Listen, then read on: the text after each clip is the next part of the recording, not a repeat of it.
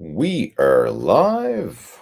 Welcome to the Total Fitness Bodybuilding video chat. My name is Lee Hayward, and today, Friday, March the 7th, I'm going to be hanging out here for the next hour answering questions and topics of discussion that you have related to health and fitness, training, nutrition, any specific challenges you may have when it comes to building muscle, losing fat, anything along those lines. Please feel free to type those questions and topics of discussion into our chat today, and I'll do the best I can to help you out over the course of our video chats.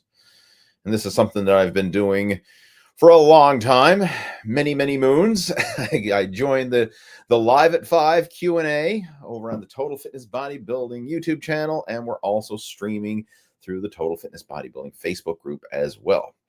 So as you're popping onto the stream, please let me know. I have several regulars joining in. All right, so we have, let's see, we have Matthew joining in, saying it's coming through loud and clear from Brownsville, Texas. Thanks, Matthew. Appreciate you for letting me know it is coming through loud and clear. I always like to do that audio video check. AJ joining in. Welcome back. AJ is a regular to our chats. We got Lee joining in from over in the UK. This is coming through loud and clear. Awesome. Appreciate that.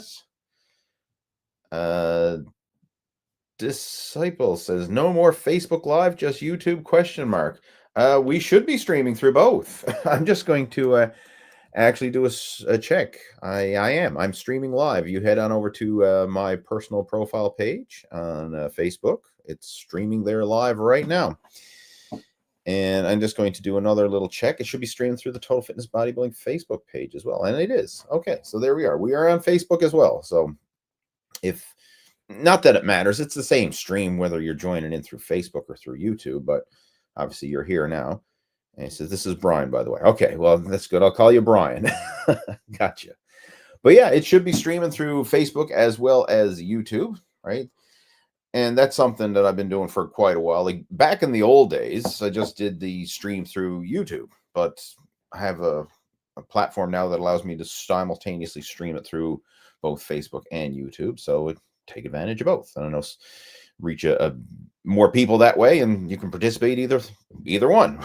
Obviously, most people still participate through YouTube, as in everybody who's been commenting so far is coming in through the YouTube channel. But I know we do have some people joining in through Facebook as well. All right. Anyway, let's jump in and see who else we have joining in. We got Robert joining in. All right. Okay, we're good. Thanks. All right, cool. Good stuff. Excellent. Yeah, so again, folks, as you're popping onto the live stream, just want to let you know that I'm going to be hanging out here for the next hour answering questions and topics of discussion that you may have related to fitness and nutrition, any specific challenges, questions, topics of discussion. Type those into our chat window, and I'll do the best I can to help you out over the course of our video chat. And another thing that I want to give you a heads up on, this weekend, we're kicking off the Lose Your Gut Challenge, Get Lean for Summer Challenge, right? The Lose Your Gut, Get Lean for Summer Challenge. Let's call it that.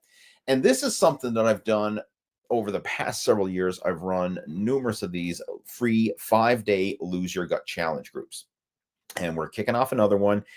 The official kickoff for it is tomorrow. And then over the next 5 days, we're going to be going into a full-on virtual coaching program, laying out the fundamentals of fat loss nutrition, primarily nutrition, because that is the Achilles heel for most people. Like when it comes to training, a lot of guys enjoy going to the gym. They like lifting weights. They like working out.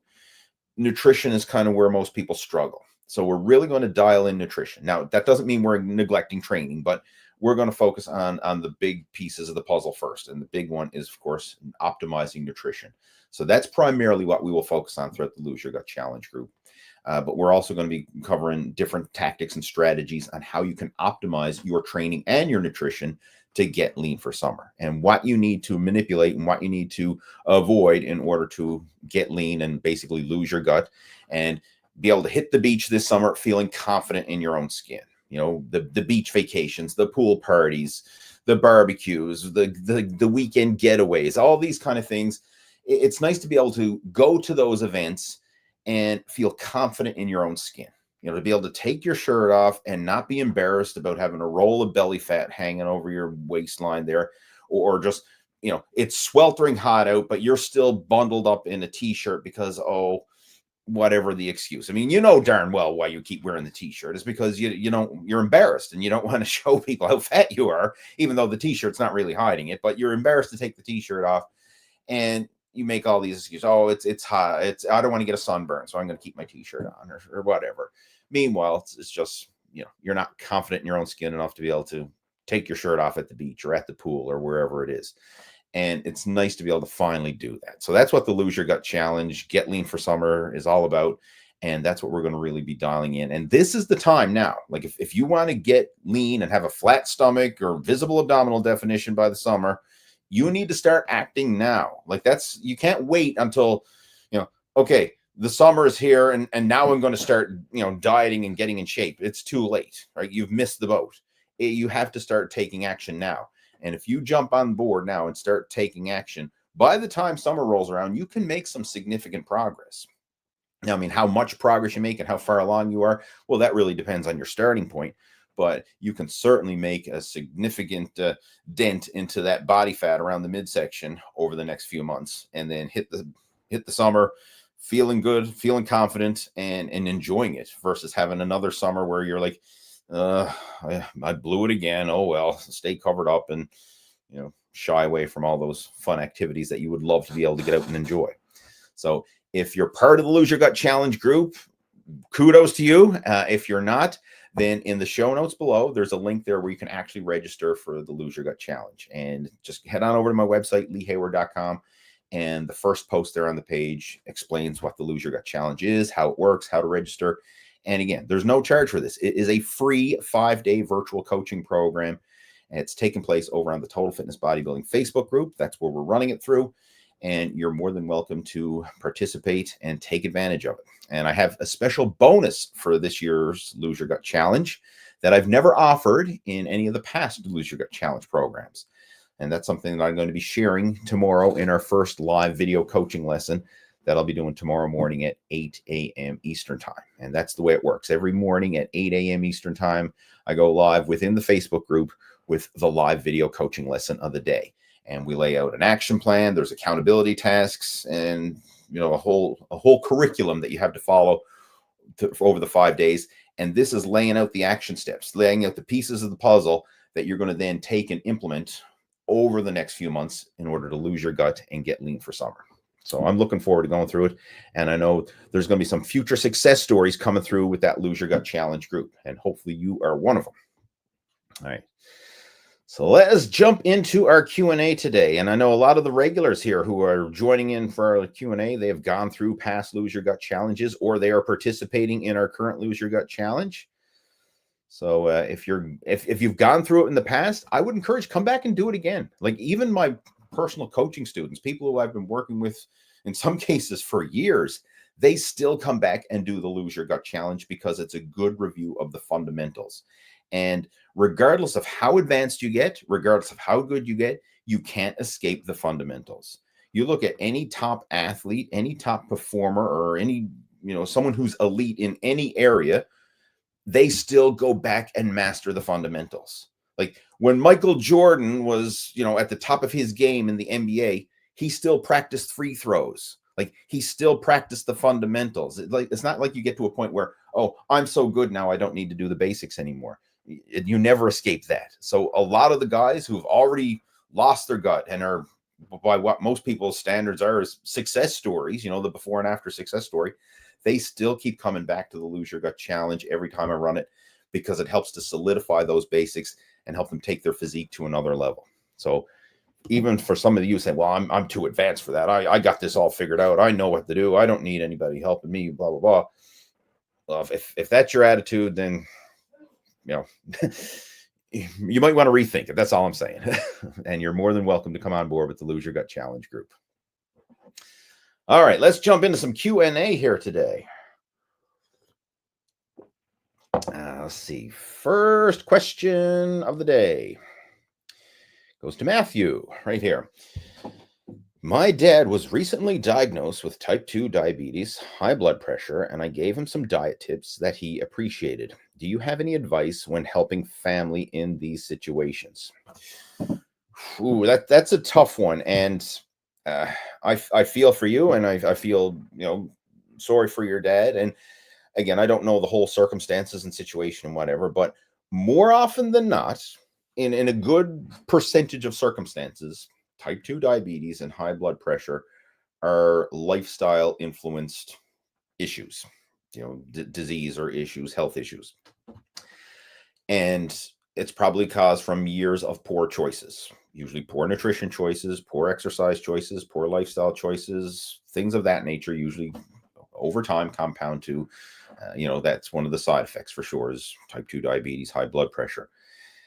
It's hard to undo years of habit, right? And when you're working with family, this is very tricky because I mean, you love your family, they love you and everything else, but you have that close connection and you could offer help and advice. And even if it's fantastic advice, it very often when you're sharing it with a family member, it's like in one ear, out the other, and they don't take you serious. It's just like, that's just Matthew going on. He's on that fitness kick now. Like, yeah, and your dad might not necessarily take that information to heart. Now, again, I don't know. I mean, I don't know your dad personally, right? But I'm just sharing my personal experience that I've seen within my own family and also with a lot of my coaching students when we have these conversations like, how do I motivate my spouse? How do I motivate my kids? How do I motivate my parents? Or how do I motivate somebody else? You can't. You can help, you can support, you can encourage, you can extend the olive branch, if you will, like, and you can try and do everything you can to support and encourage and help that person. But unless they're willing to change, unless they're willing to accept that advice, that help, that support, you can't force it, right? And that's an unfortunate thing. And I'm dealing with this in my own family, right? Like I'm prime example. Like my mother's going through some health issues now, and ever since I was a kid and started my fitness journey, like I started working out at age 12. So, I mean, all through my teenage years, I was working out. Once I got into my late teens, I started competing in bodybuilding. Once I got into my early 20s, I started, became a personal trainer and started coaching. And like I've been doing this for a long time, right? I mean, like I started this journey back in 1990. And I've been trying to help and encourage my mother to exercise, help her to eat right and everything else. And like, I don't know, she appreciates it and she says, "Oh yeah, that's nice. Yeah, maybe I'll do that someday." And puts on a smile and everything else when we're having the conversation. But then as soon as, she's left to her own devices, if you will, left to her own choices, she goes back to her old habits again. Right. Like it's sad to see, like she literally lives across the street from a gym, but she will not sign up and go there. Like there's so many things, like the opportunity is right there, right under her nose, but she won't take advantage of it. And unfortunately, a lot of family are like that. So personally, I've been in the fitness industry for over 30 years. I have never successfully helped. Well, that's not true. I've rarely successfully helped friends and family members because a lot of times when they're too close to you, they don't value the information and they kind of just like, oh, that's just Lee. Lee's on his old fitness kick there. Like he's always been in shape. Like whatever he's going to do or say, that's not going to apply to me. That's just Lee. But then when I speak to a stranger, someone who we don't have that connection with, all of a sudden now they actually hold me in a higher respect or a higher esteem and look at me as, okay, he's been doing this for 30 plus years. He's the expert. I'm going to follow his advice. And then lo and behold, they get phenomenal results. So like all the success stories that I featured on my website, like people who've gone through the Lose Your Gut Challenge, for example, people who've gone through the Muscle After 40 Blueprint program, people I've worked with one-on-one in the gym, all these people, I mean, they were strangers before they became students, and now they've become good friends, like kind of like a student mentor kind of, or mentor mentee relationship we have there. And now, I mean, they've made amazing progress. But when it comes to friends and family, I mean, I can't even give it away. Right? I cannot give the coaching away to friends and family. They don't value it. And it's unfortunate. And, when I was younger in my early days of personal training and that, I used to I wanted to be everybody's savior. That's one of the things. Like every time we have a family get together and whatever, like, hey, I'll coach you, I'll help you, I'll give you a nutrition plan. Like I was trying to be everybody's savior. And after a while, it was just like, oh, shut up, Lee. We don't want to hear that fitness stuff. And, so that's my experience when it comes to dealing with family. It's not always the easiest. Now, that, of course, there's exceptions to every rule, right? And I hope to God that your dad is the exception and he actually takes your advice to heart. But all I'm saying here, don't be surprised if he kind of like shrugs it off, right? And keep offering it, keep helping, keep supporting and everything else. But chances are, if he's like 99% of the people out there, his solution to this is going to be following whatever prescription the doctor gives him, right? Hey, I got diabetes. Okay. I'm going to get on metformin. I'm going to get on insulin. I'm going to get on whatever diabetes medication. High blood pressure. I'm going to get on all the blood pressure pills for that. And that's my solution. Change diet and lifestyle. Oh, screw that. I don't want to do that. All right. Give me a pill, right? Give me a pill for my ill. That's the solution that most people go with. And again, I hope that's not the case, but I'm just kind of giving you a heads up. Don't be surprised if it is. All right. All right, let's move on. Let's see if we got some other stuff coming through. Lee, have you ever had an anterior pelvic tilt? And if so, how did you fix it? And advice, if not, what would you recommend given your research and experience in the bodybuilding space? Anterior pelvic tilt. I've never really had that issue myself. And there's a lot of stuff that we can unpack with that, right? For sure. One thing, flexibility, mobility, like there's so many different things, core work that you can do. I mean, I'd really have to, break down the situation and, for each person. But personally, no, I haven't had to deal with that myself. If somebody was coming to me with that issue and needed some help with it, I really want to work with that person one-on-one to see like what specific issues and challenges that they're dealing with, what mobility issues or what, discomfort that this is causing them, and see what we can do to correct it. But, it'll probably always be an issue, but improvement is possible. So flexibility, mobility, strengthening some of those weak links, that's what I would really prioritize and focus on for sure. But I mean, if you want some help with it and, kind of like go into a more one-on-one experience with it and like kind of like see, hey, what's your issue? How bad is this? What can you do? What can't you do? What's causing any pain or discomfort? I mean, feel free to reach out. We can certainly have a messenger chat or an email discussion back and forth and see if we can map out an action plan. All right. So you have my permission to do that. And my contact information is down below and we can kind of go into more detail. But it's, again, to address your specific question there, I've never had it myself. So that's why I can't really give specific experience. But I could certainly probably either guide you along the way, or if nothing else, then I'll be able to point you in the right direction to people who can help you, because I've got a large network of people in the fitness industry, people who are, physiotherapists and people who chiropractors and people who can help in those areas. Who else we got joining in? We've got Brian joining us. Welcome, Brian. Glad to have you joining into the chat. Matthew's got another question. Said, egg prices are getting extremely expensive because of bird flu. What would be a good economic alternative to substitute in place of eggs for breakfast meals? I was actually having this conversation with a coaching student today, and we were getting on the topic of eggs getting expensive, and he did mention bird flu. Right. So, yeah, I mean, hopefully I can't say I've noticed any increase in, well, groceries are always getting expensive, but I can't say that I've seen eggs drastically jump where I live, but who knows?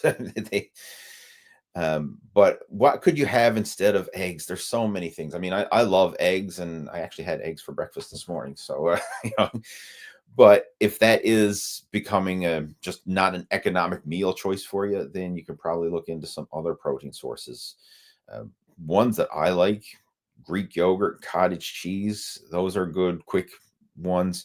Blender smoothies. Like if I'm having cottage cheese, like sometimes I'll just mix up a big bowl of cottage cheese, maybe put some berries in with it or whatever. I mean, that's a nice source of protein, and the berries just add some nice extra flavor and texture to it. I know like one of my coaching students, Jeff Samatero, he likes to get like Ezekiel bread, and put cottage cheese on the Ezekiel bread, sprinkle some cinnamon over the top of it. And that's a nice little breakfast that he often has. So, I mean, there's ways to make quick and simple, high protein breakfast meals that don't involve eggs. Protein powder is probably going to be the most economical one. I mean, gram for gram, you can't beat protein powder. Just your typical whey protein powders, like get a 5-pound container of whey protein, on a gram for gram basis, that's going to be the best bang for your buck for most people. I mean, unless you have some really good connections for inexpensive protein sources, you're probably not going to beat the gram for gram value that you'll get through protein powder. So that's something that I've actually recommended to some coaching students. People, especially when money is tight and they got to stretch the grocery dollar. Sometimes the protein powders can be used to help bridge the gap and cover a good chunk of your protein intake. I mean, not only is it convenient, but it can also be very cost effective as well. And that may come as a surprise to some people, because a lot of people look at protein powder and they say, oh, it's so expensive. But they're looking at, a 5 or 10 pound container or whatever. They're looking at the sheer volume of protein. And let's just say you got a 5-pound container of protein, and it's, I don't know, $60 or something like that. The price is going to depend on where you buy it, the brand and everything else. But let's just throw out a number. Let's say it's $60 for 5 pounds of protein. If you were to get the equivalent amount of protein from like chicken, meat, fish, eggs, or whatever, chances are it would probably be double that on a gram for gram basis compared to the cost of the protein powder. So it's usually a good value that way. And again, a lot of people are getting deceived because, you look at, okay, I buy a dozen eggs, whatever it is, $5 or $6 a dozen. Again, I don't know how much it is now with bird flu, but if that's the prices that it is around here, we're in the $5 $6 a dozen price tag, $5 to $6. And then I look at a container of protein powder that's, $60 or $70. And you're like, well, okay, protein powder is way more expensive. But yeah, look at the servings. Right? You get 12 eggs in a dozen, or you get this massive serving, which, again, I don't know how many servings are in a 5-pound container, but there's a lot. Right? It depends on the scoop and everything else, but there's a lot, right? You got 5 pounds of pure protein. So yeah, I mean, that's what I would do if I needed to stretch the grocery dollar. Right? Other ones, like I've made some full day of eating videos, and like simple ones that I've had for breakfast, like high protein oatmeal. Like mix up a bowl of oatmeal, throw in a scoop of protein powder with it, blender smoothies. Put in protein powder, mix it up with fruit, like maybe banana or frozen berries or something like that. You could even toss in some oats in with the blender smoothie. I mean, you can make up some really healthy and nutritious breakfasts, quick and convenient. Like in the matter of minutes, you can have a healthy breakfast. Right? I know, like a lot of people say, "Oh, I'm too busy. I skip breakfast, or I'm going to grab something at the drive-through," which is the worst option. Right? You can make a good, solid breakfast at home. It just takes a bit of planning and preparation in advance. And the planning and preparation is basically planning to have the stuff that you need to make it, and know that, hey, I can do this. It's only going to take a couple minutes. All right, what else we got there? Brian is saying, appreciate the time you take out for us. Thanks. You're welcome, Brian. Thank you for sharing that. It's glad to know that the video chats and the content shared goes appreciated. All right. Robert's got a question. He says, I may have asked this one before. I'm not sure. I think he says, is there any benefit to doing one set to failure, then jump to the next workout? Of course, warm up first. There's anything you do is better than nothing. So yeah, you could do a set to failure if you want. The only thing is your definition of failure. Like I know the whole high intensity training model and Mike Mentzer's training philosophies have really gotten a lot of attention, but I'm not a huge fan of truly training to failure. I would much rather see somebody do multiple sets stopping short of failure versus one all-out set to failure. And there's several reasons for that. One, if you're doing multiple sets, you're getting more time under tension. You're building the skill of doing that exercise. So the technical skill of doing it, the repetition gets ingrained better. And I think it's a much more beneficial way to train. And it's also a safer way to train. And if you look in the world of strength sports, especially like in those like powerlifting and weightlifting and like a lot of the old school strength sports, like even going back to the old Soviet strength and conditioning programs and different methods that have been used and tried and true over the years that have created numerous world champions. These guys are not repping out to failure. They're doing multiple sets, stopping short of failure. It's only in the bodybuilding world that this repping out to failure has kind of caught on and became, the in thing. And of course, Mike Mentzer and his high intensity, heavy duty program really kind of brought it to the limelight. And that's several others have kind of taken on that, continued on preaching that. And sure, there is benefits to it. Don't get me wrong. I mean, any type of training program that you do consistently in a progressive overload fashion, it can produce results. But I will say this, I know a lot of people have gotten some serious injuries from training to failure, because once you're pushing to the failure to the point where your form is breaking down, that's when you're walking the razor's edge of, okay, this could be really good for stimulating muscle growth, or it could be really good at snapping something up. I could tear a muscle, strain it, injure the tendons, joints, ligaments, whatever. And I'm speaking from experience. Like I've had several muscle tears over the years from training to failure, right? And that's why I'm not a big advocate of it now. And we did a podcast talking about this just a couple episodes ago. We went into detail about the whole idea of progressive overload without training to failure and how you can actually make progress with your workouts in a safe and sustainable fashion. And if you haven't already checked that out, I would highly recommend you go back and check it out. It's, I think, a couple podcasts ago. Not sure what episode number it is off the top of my head now, but it was the topic or the title of the podcast was Progressive Overload for Advanced Lifters. I believe that's the one it was called, right? If you go to the podcast channel, you'll find it. It's within the most recent podcasts there, but I would recommend check that out if you haven't already done so. That will really give you some bigger picture insights on how you can train in a productive fashion and do so safely. Because at the end of the day, the biggest thing that's going to make the ultimate difference in your progress is, can you train, stay consistent, and be injury free? Like that's it. Because sure, training to failure, yeah, okay, it works, but let's just say, okay, you're doing it for several weeks or maybe several months in a row or whatever, and you're making great gains, but then all of a sudden now you tear something, right? I don't know, you tear a pec, or you blow out your lower back, or you tear something. And in my case, I've torn my biceps, for example, and I've torn a muscle in my back. Once you tear that muscle, guess what? Your workouts are on pause for weeks, months, maybe a year, while that muscle is recovering, depending on how bad it is. Sure, you might be able to do some active recovery and rehab work in the meantime, but it's not progressive overload productive training at that stage, right? It's just active recovery rehab stuff. So whatever progress you made in that high intensity burst, it could be like a fart in the wind if you get injured. So that's why I'm such a big advocate of the injury prevention side versus just go balls to the wall, train to failure side.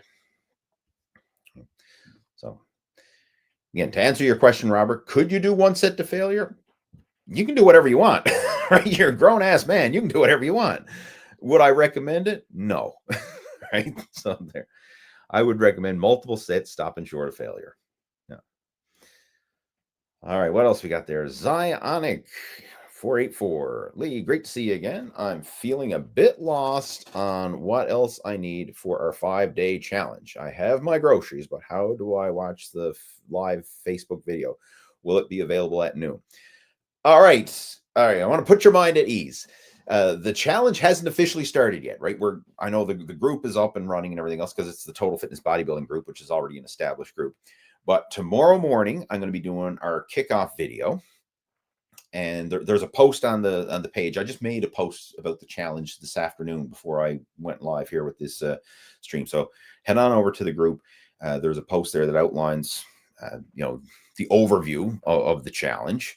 But the way it's going to work is every morning at 8 a.m. Eastern time, I'm going to be going live on the Facebook group with the video coaching lesson of the day. And every day there's a different topic, a different lesson that we're going to cover, breaking down the fundamentals of optimizing fat loss nutrition so that you can get lean for summer. Those videos, even though it's going live in the morning, and it'd be great if you can tune in live, the replay is going to be posted up immediately afterwards. So, hey, if you can't get to check it out until noon, no big deal.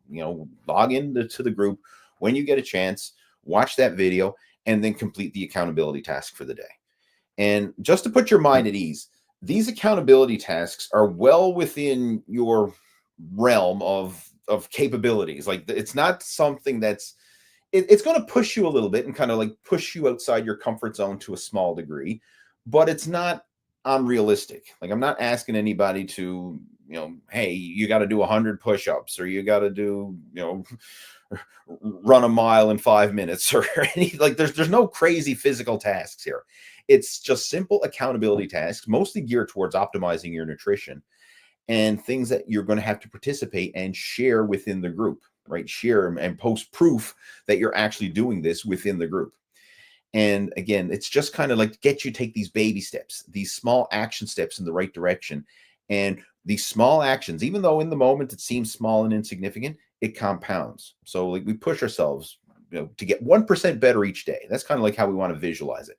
If you get 1% better today, okay, sure, it's progress, but hey, it's 1% bigger. Like, woohoo, all right, 1% better, big deal. If you compound that day after day, week after week, month after month, like by this time next year, you could look back and say, like, holy shit, look at the transformation that took place. But I was just taking these little small action steps and letting them compound day after day, week after week, month after month. That's the premise. Like, that's the system that we're going to be outlining for you within the Lose Your Gut Challenge, is how to make these small baby steps of progress and let them compound consistently over time. And this is the secret of the guys who've gone through the challenge in the past, the people who've gone through and made amazing transformations. They did it by taking these small bite-sized action steps, but letting those small action steps compound. And almost every one of them, as they were going through the early phases of their journey, they were like, okay, I'm doing this, but like, it's not happening fast enough, or, big deal, I lost a pound on the scale, whoop-de-doo, right? Like, hey, you lost a pound on the scale. Instead of saying big deal, whoop-de-doo, like, you should, like, way to go, congratulate yourself, celebrate that victory, and then go lose another one and just let it compound. Like, it's all about these, like, you're making tiny steps in the right direction, or you're making tiny steps in the wrong direction. And this is the way people get out of shape as well. Like, nobody just wakes up one morning and like, holy crap, what happened? Like, I'm 50 pounds overweight. Like, where did that come from? It snuck up on you ever so slowly over the course of weeks, months, or maybe years. But then eventually you got to the point where you look in the mirror and like, who's the fat guy looking back at me? Like, I don't recognize him. It creeps up on you slowly. Fitness and getting in shape works the same way. It creeps up slowly. Like, you take these positive actions, you make better food choices, you just make better exercise and lifestyle choices and everything else. Yeah, in the moment, it's like, it's not happening fast enough. I worked out and I ate right all week long, but I still look the same. But you keep doing it week after week after week, and gradually you're going to start to see those changes start to take place. And then, a few weeks go by, a few months go by, and all of a sudden, people are going to start to notice, hey, like, what are you doing different, right? You're looking a bit leaner, right? What's on the go? A year goes by, and then people are going to be saying, like, what the hell are you doing? Right? Like, what are you taking? What supplements are you on? You must be on that TRT, or well, like, what the hell are you doing? Like, man, it's little bits of progress that compound over time. And that's the thing. Like, you don't see the overnight success until like a year or more down the road. And then it's, whoa, there's the overnight success. That's been a year or 3 or 5 in the making. But yeah, I just want to kind of like tell you, when it comes to this, we're going to be laying out the action plan for you. But yeah, you're not behind schedule. We haven't even started yet. We're starting tomorrow. So just pay attention to the group. That's all. And again, I'll be outlining all this tomorrow when we do our introduction video. I'll be going into a lot more detail about how the whole process works. All right. But again, kudos to you for joining the challenge, man. Respect for having the courage to step up to the challenge. And I'm looking forward to following along with your progress. You're embarking on an exciting journey. All right. I knew this question was probably going to pop up. It's been all over social media. What do you think of Sam Sulek's winnings? All right, so for those of you, unless you've been living under a rock when it comes to fitness social media, you've probably seen Sam Sulek, who's the huge young guy, wears the ball cap and got the fuzzy hair, even though he cut his hair for the competitions, which I think was a smart move.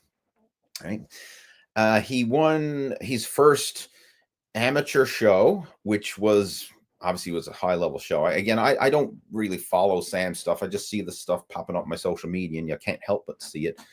But bottom line, he won his first amateur show and then went on to compete at the Arnold Classic Amateurs for the Classic Physique, which was actually a pro qualifying show. And he ended up winning the overall and became a pro. So literally, I mean, he technically did 2 shows, but it was 2 shows back to back. So it was like, one contest prep, if you will, and became an IFBB pro, which is pretty much unheard of these days. I mean, even in the old days, like that was pretty much unheard of. Like for someone to basically turn pro their first show, well, technically it wasn't his first show. He won, he qualified, won the pro qualifier, and now he's a pro, like all back to back so quickly, a matter of like, I don't know what it was, like a week or 2 time span between the shows or something. It was crazy.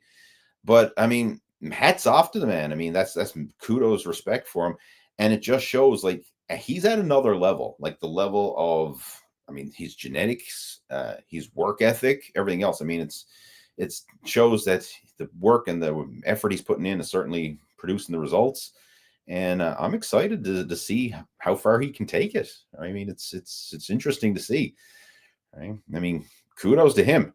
I mean, when I was young, I had the dreams and visions of becoming a pro bodybuilder. Like ever since I did my first competition back in 1995, I wanted to be a pro bodybuilder. But unlike Sam, I didn't go out there and crush it. I didn't go out there and win the overall. I went out there and got my ass kicked. And then I went out there and got my ass kicked again. And it took me 10 years of competition before I won the local Newfoundland provincial championships, which is only a small, fart in the wind show in the greater scheme of things. But it took me 10 years of competition just to win my first overall title at a local show.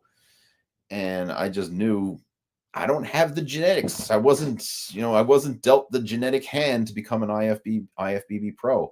But obviously Sam was, and he's playing that hand well. So kudos to him. And it's going to be exciting to see where he takes it in the future. I mean, he's young. He's got the potential. I mean, he's obviously got the, he's in the limelight now. Like, he's got access to coaches and trainers. The thing that's going to be the challenge for Sam is there's so much people coming at him now.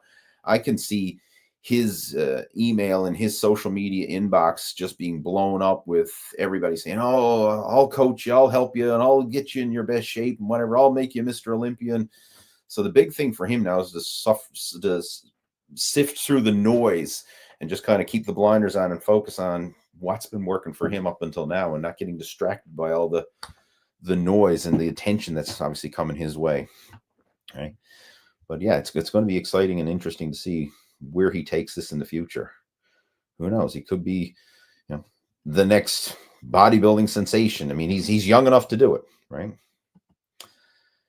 Anyway, let's see what else we got there. Brian's got a question saying, "I can't gain weight. It's so frustrating because I want to gain healthy weight, not eating unhealthy weight." All right. I can appreciate where you're coming from with this, Brian, and I want to kind of help you do a reframe on it.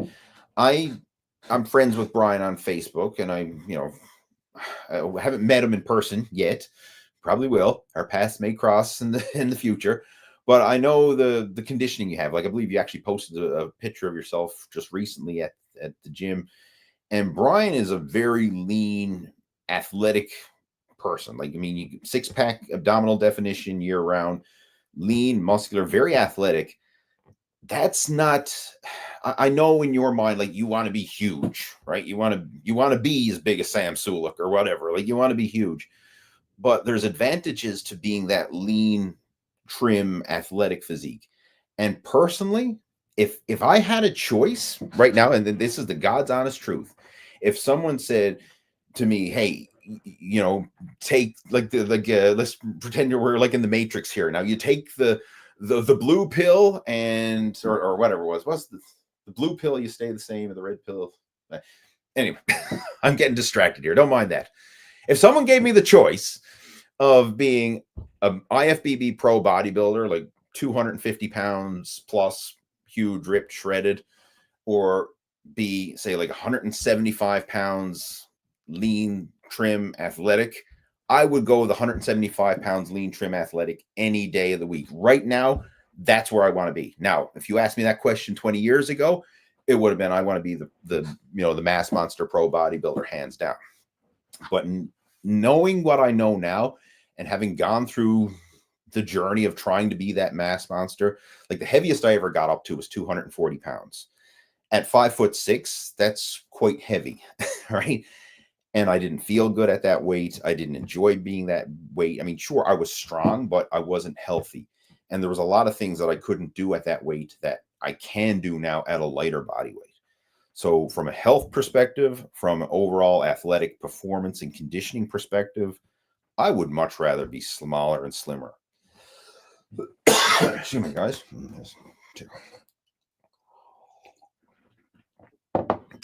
Getting over a bit of a head cold and a chest cough. And when I talk too much, it irritates it a bit. And obviously I'm doing a lot of talking right now. But anyway, getting back to Brian's question there, I wouldn't be frustrated. Like what you're going through, that's actually a blessing in disguise. Like you're naturally a lean person. You're not struggling to keep lean and have visible abdominal definition. I mean, everybody who just signed up for the Lose Your Gut Challenge, they would love to be in your situation, say like, oh my God, I mean, I could work out and I could have visible abdominal definition all the time. That would be awesome. That would be freaking amazing. Right? There's another guy in our group, Steve Mercer. He's part of the Total Fitness Bodybuilding group. He shares a lot of content. He's in a similar situation. Like he's naturally a lean guy, visible abs year round, always saying, oh, I'm too small. I'm too small. I wish I was bigger. I wish I was bigger. But I mean, he has an amazing aesthetic physique. And I mean, he takes his shirt off, like, if he goes to like the pool or the beach or, something like that, he has a physique that he could be totally confident in. Granted, it's a lean, slim, athletic looking physique. Like, okay, it's not no mass monster, 250 pound gorilla, but it's a very lean and aesthetically pleasing looking physique. And, I would just go with that and build that physique. Like, train and eat and let yourself grow versus trying to force yourself to grow. And if I could go back in time, I would have made that change for myself. Because when I was younger, I was kind of like, especially once I got training consistently, I was fairly lean without having to really diet. Like in my teenage years, once I got into training, like I lost a lot of body fat and I was pretty lean. And I wish I had stayed with that. Like eat enough to fuel your training and not trying to force yourself to gain weight, not trying to force yourself to bulk up. Because when I tried to force myself to bulk up, yeah, I bulked up all right. But once you fill out your glycogen stores and you maximize the calories that your muscles can absorb, the rest gets spilled over into body fat. And that's what happened to me. And I ended up piling on a lot of extra body fat and just kind of stretching my skin, growing, just a waist that stuck out further than my chest, all in the effort of trying to bulk up, thinking that, oh, I'm going to just put on all this weight and I'm going to turn all that fat into muscle, like my, the messed up, mentality. And if I could go back in time, I would never have done that. And I think that would have been so much better from a health point of view, as well as an aesthetic point of view. Because even now, like I'm suffering from that in terms of like, I've got some loose skin around the midsection from having a big stomach at one time. And if I didn't overstretch it, I wouldn't have had that loose skin there. So if you're in that lean athletic physique right now, hey man, savor it. Milk it for what it's worth. All I would encourage you to do is just make sure that you're eating enough to fuel your training and let yourself grow, but not trying to eat so much to force yourself to grow. So it's a different mindset, but it's a much better and a healthier one long term. Right? Because I think ultimately a lot of people who try and go the bulking route and getting as big as they can, they get to the point where they regret it. They regret being that big. And very often, like, I'm not going to mention names, but there's been a lot of big guys, like big strongman competitors, big powerlifters, big bodybuilders, back in the heyday. Yeah, they were huge. Now, sure, they probably got huge, not just through diet and training, but probably from, chemical enhancement as well. And now you see them in their later years, and they're all trying to lose weight. They're all trying to just focus on health and longevity, and not just being as big as possible. And I think that you already got that going for you. So I would stick with that if I were you. I know for a lot of the young guys listening to this, they're like, oh, he's full of shit. I want to be as big and huge as possible. But, having gone through that journey myself, I would much rather be a lean and aesthetic sub 200 pounds than a big, bulky 250, 300 pound mass monster, right? All right. Anyway, moving on. I know sometimes I get rambling on some of these questions. Got David joining us. Welcome, David. We have Ron Dog, Coach Lee, and also Matthew. Just wanted to share that I've been taking group exercise classes, and I've completely transformed my body and health. Fight style exercise, then strength training. Started around the holidays and have been going strong 3 to 4 times a week, typically an hour-long classes. Lost about 13 pounds. Now time to work on the diet. Way to go. Kudos to you, Mr. Ron Dog. I think that's fantastic. Yeah, excellent. Thank you for sharing that. And you know what? If you're interested in improving the diet, if you haven't already done so, sign up for the Lose Your Gut Challenge, because that's what we're really going to prioritize now over the next week. And, the challenge kicks off tomorrow. You can still register. Just open up the description below, click on the link, and go register for the Lose Your Gut Challenge and join us. And we'll help you to optimize that diet to go along with the training that you're doing and take that fat loss to the next level, so you can really get lean for summer. I mean, how cool would that be? You got the momentum going now, capitalize on it, keep it moving forward. All right. Let's see what else we got there. Any other questions coming through there? I think, unless my screen is frozen, I think that's all the questions that came through on my end. And if that's the case, that's cool with me. If that's all the questions that are coming through, we can cut it short, have a short video chat today. I normally stick around for an hour or more, but if that is all the Q&A for today, I'm totally cool with having a short one, because I know I'm going to be quite busy over the next 5 days with the Lose Your Gut Challenge, doing live video coaching throughout the group. They're mapping out nutrition plans and also having conversations through the group as well. All right, so going once, going twice, going 3 times. All right, I think that's it. No other questions coming through. All right, guys, I'm going to clue this up. Hopefully you got some value from today's video chat. I certainly enjoyed doing them. And again, quick reminder, if you haven't already done so, sign up for the Lose Your Gut Challenge. I know it sounds like a broken record, but I think if you go through that challenge, you'll definitely get a lot of value from it, and you'll see what the hype is all about, because this is a legit thing. In fact, if you head on over to the Total Fitness Bodybuilding Facebook page, there's over 250 5-star reviews from past Lose Your Gut Challenge participants. People went in there and shared their experiences. So, I mean, you can actually head on over there and read the reviews on the Total Fitness Bodybuilding page. If you're skeptical and you're thinking, oh, this must be some sort of scam, this can't be, sounds too good to be true. Hey, there's 250 reviews from real people with real accounts. You can go check it out. All right. And in the meantime, folks, I'm going to clue it up. All right. So Ron says he's going to check it out. Good stuff. Appreciate it. And we'll look forward to following along through progress. All right. And Matthew says, good chat, Lee. Thank you, my friend. Glad to have you participating. And all the best with coaching your dad. Again, I know that's a challenging situation, but you can lead by example. You can offer the support and the encouragement, but he has to meet you halfway, right? Like that's the way the whole fitness journey works. Like when you're coaching somebody, you can meet them halfway. You can provide the tools, the tactics, the strategies, the guidance, the support. You can do all that, but you can't do the work for them. You can't eat the food for him. Like, he has to do the work. He has to make the lifestyle changes. He has to eat the food. Like, he has to physically do it.